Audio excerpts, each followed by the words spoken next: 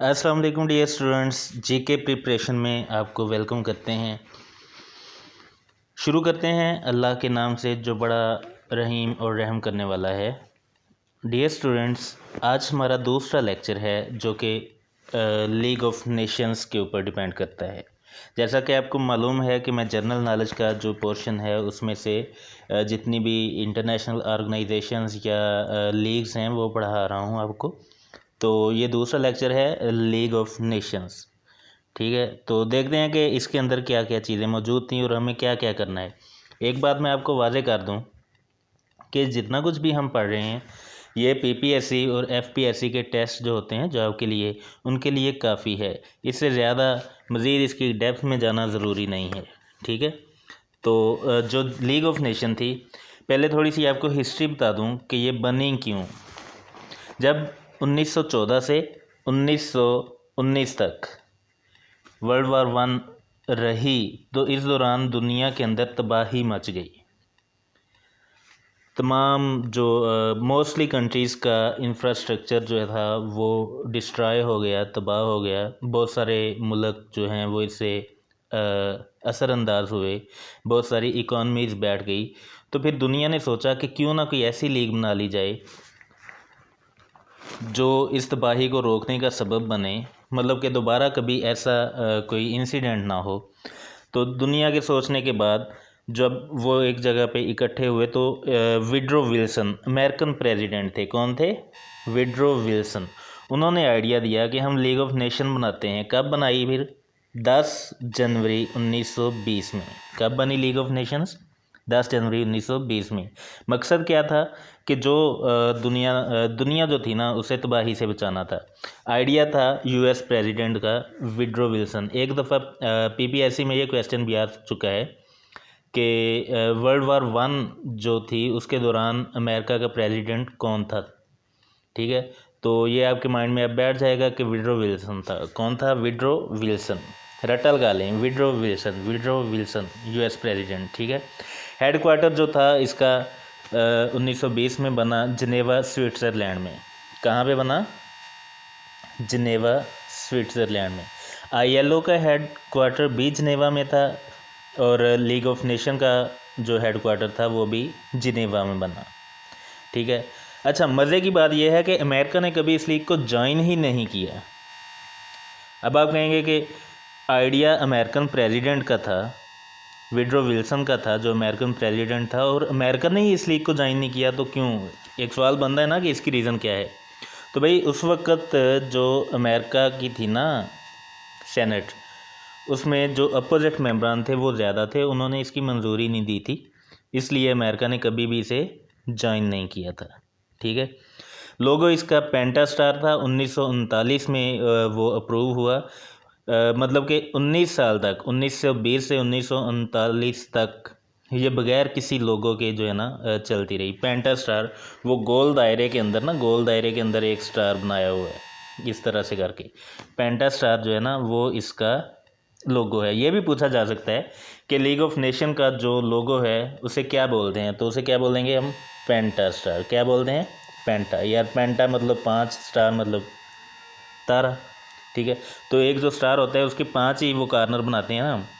अच्छा, founded countries जो थे, बानी ममालिक जो इसके थे वो 42 कंट्रीज़ थे। कितने कंट्रीज़ थे? 42। ये कभी नहीं भूलना।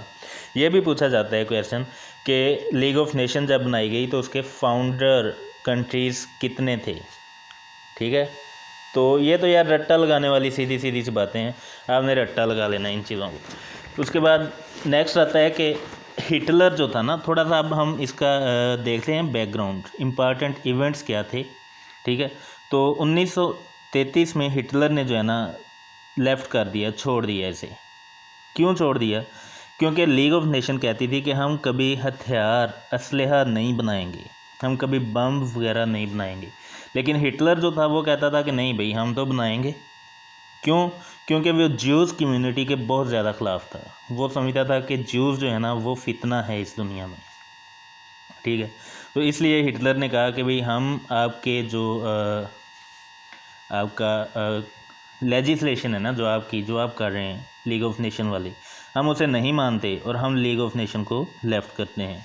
तो सबसे पहले जिस कंट्री ने लेफ़्ट किया था वो हिटलर वाला कंट्री था, जर्मनी। कब लेफ़्ट किया? 1933 में। आपसे ये भी क्वेश्चन पूछा जा सकता है कि हिटलर किस कंट्री से बिलोंग करता था? तो किससे करता था? जर्मनी से। ठीक है, ये आपके सामने लिखा हुआ है, आपको पता होना चाहिए ये चीज़ें। अच्छा, जब जर्मनी ने लेफ़्ट कर दिया उसके बाद क्या हुआ? हिटलर ने पब्लिकली डिनाउंस कर दिया 1935 में कि लीग ऑफ नेशन बेकार लीग है, इसका कोई फ़ायदा नहीं, ये वक़्त का ज़िया है। ठीक है, तो उसने इल्ज़ामात लगा दिए लीग ऑफ नेशन पे। उसके बाद रशिया ने ज्वाइन किया 1934 में। अब जर्मनी ने इससे लेफ़्ट किया, जर्मनी मतलब हिटलर ने लेफ़्ट किया 1933 में, तो 34 में रशिया इसके अंदर आ गया। मतलब 1920 में बनी और 14 साल बाद जाके रशिया ने इस लीग को ज्वाइन किया। ठीक है, अच्छा हुआ क्या कि ये जब फेल हो गई ना, फेल क्यों हुई? 1936 में जब हिटलर ने बहुत ज़्यादा वो अपना कहते हैं ना कि आन मचाई हुई सी, जब हिटलर ने बहुत ज़्यादा वावेला किया हुआ था कि मैं तो जंग करूँगा जी, मैं हथियार बनाऊँगा, मैं ये करूँगा वो करूँगा, तो उसे रोकने में ये फ़ेल हो गई लीग ऑफ नेशन। ठीक है, जब ये फ़ेल हुई तो स्पेन जो है वो उसने भी लेफ़्ट कर दिया 1939 में। उसने कहा जब ये फ़ेल ही हो गई तो हमने इसे जो है ना क्यों करना। और आपको बताता चलूँ 1939 में ही रशिया को जो है ना इसमें से निकाल दिया गया था। उसकी रीज़न क्या थी कि रशिया ने हमला कर दिया था एक कंट्री के ऊपर। कौन सा मुल्क था जिस पे रशिया ने हमला किया? ये आप मुझे कमेंट सेक्शन में बताएंगे। ठीक है, रशिया ने खुद लेफ़्ट नहीं की थी लीग ऑफ नेशन, रशिया को निकाला गया था। ठीक है, साथ ही स्पेन भी फिर जो है इसे छोड़ गया क्योंकि ताकतवर कंट्रीज तो इसमें रहे नहीं। अमेरिका ने ज्वाइन नहीं किया, जर्मनी छोड़ गया, रशिया को निकाल दिया, स्पेन ने कहा भाई मेरा भी यहाँ पे कोई काम नहीं, मैं भी चलता हूँ। और आपको पता है कि फिर 1939 में वर्ल्ड वार 2 स्टार्ट हो गई, 39 से 45 तक चली, जिसमें ये बिल्कुल नाकाम रही दी लीग ऑफ नेशन इस जंग को रोकने में। और इसी जंग में जो है आपके हिरोशिमा और नागासाकी के ऊपर एटम बम भी अमेरिका ने गिराए। खैर वर्ल्ड वार 1 वर्ल्ड वार 2 ये अलग टॉपिक्स हैं, ये मैं आपको अलग से पढ़ाऊँगा। फ़िलहाल हम लीग ऑफ नेशन तक ही रहते हैं। तो फिर ये जो है ना 1946 में ख़त्म हो गई और इससे रिप्लेस कर दिया गया यूएनओ से। आपको पता होना चाहिए कि जो यूएनओ है वो बन गई थी 1945 में। कब बनी थी? 1945 में। उसके 1 साल बाद इसे मर्ज कर दिया गया द लीग ऑफ नेशन को यूएनओ में ही। ठीक है, हाँ एक चीज़ और कि जो इंटरनेशनल लेबर ऑर्गेनाइजेशन मैंने आपको पिछले लेक्चर में पढ़ाया था ना, वो द लीग ऑफ नेशन के अंडर काम करती थी। ये भी एक बड़ा इम्पॉर्टेंट एमसीक्यूज़ है जो अक्सर पूछ लिया जाता है। तो प्यारे दोस्तों ये चीज़ें आपको पता होनी चाहिए। अच्छा, अगर आपको मेरी वीडियो पसंद आई है और आप चाहते हैं कि आपकी अच्छे तरीके से तैयारी हो जाए तो आप मेरे चैनल को सब्सक्राइब करें और प्रेस आइकन को भी प्रेस कर लें। ठीक है, इसके अलावा मैं आपको मज़ीद जो है ना मुख्तलिफ़ जंगी जो सूरत हाल है उसके बारे में पढ़ाऊँगा, आपको इंफ्रास्ट्रक्चर्स के बारे में भी करवाऊँगा, उसके बाद माउंटेन रेंजेस, उसके बाद ओशंस, जियोग्राफ़ी, सारा कुछ आपको इस चैनल पे करवाया जाएगा।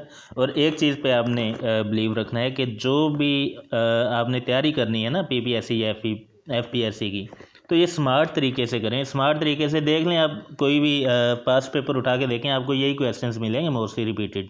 ठीक है, तो इससे बाहर भाई क्वेश्चन नहीं आने लगे। अगर आप इसकी डेप्थ में चले गए ना तो फिर बहुत कुछ आपको मिलेगा और आपने वैसे ही कंफ्यूज होकर छोड़ देना कि भाई मुझसे नहीं होगा। ठीक है, तो आपने तैयारी करनी है अपने ध्यान से, सिर्फ यही कुछ कर लें। 3 महीने आप लगातार ये कोर्स मुकम्मल करेंगे ना तो आप कहेंगे कि भी वाकई हमारी तैयारी हो गई है। ओके स्टूडेंट्स, स्टे ब्लेस्ड, अल्लाह हाफिज़।